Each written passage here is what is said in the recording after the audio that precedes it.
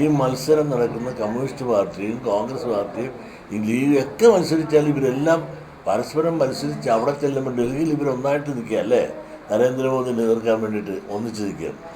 ഇവിടെ ഭിന്നിച്ച് നിൽക്കുന്നവർ അവർ ഒന്നിച്ച് നിൽക്കും. നമ്മൾ പിന്നെ എല്ലാം പറയാനാണ്. മോദി വീണ്ടും പ്രധാനമന്ത്രിയാവുമെന്ന് പറയുന്നു. താങ്കളുടെ കാഴ്ചപ്പാട് എങ്ങനെയാണ്? കാഴ്ചപ്പാടല്ല, ഇപ്പോഴാണ് ഇനിയും ആകും.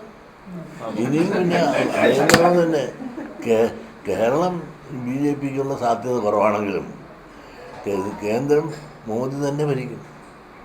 ഇപ്പോഴും മോദിയാണ്, അടുത്ത ടേം മോദി തന്നെ ഭരിക്കുന്നുള്ള കാര്യം യാതൊരു സംശയം വേണ്ട. നിങ്ങൾക്ക് സംശയമില്ല. മോദിയോടുള്ള സ്നേഹം ഇപ്പോഴും തുടരുകയാണ്. എനിക്ക് ആരോടും സ്നേഹക്കുറവില്ല, ആരോടും സ്നേഹക്കുറവില്ല. ഞാൻ സ്നേഹക്കുറവ് വരാനായിട്ട് ഞാൻ അവർക്ക് ഒരു ഉപകാരവും ചെയ്തിട്ടില്ല. ഉപകാരം ചെയ്താലേ സ്നേഹക്കുറവ് വരേണ്ട കാര്യമുള്ളൂ.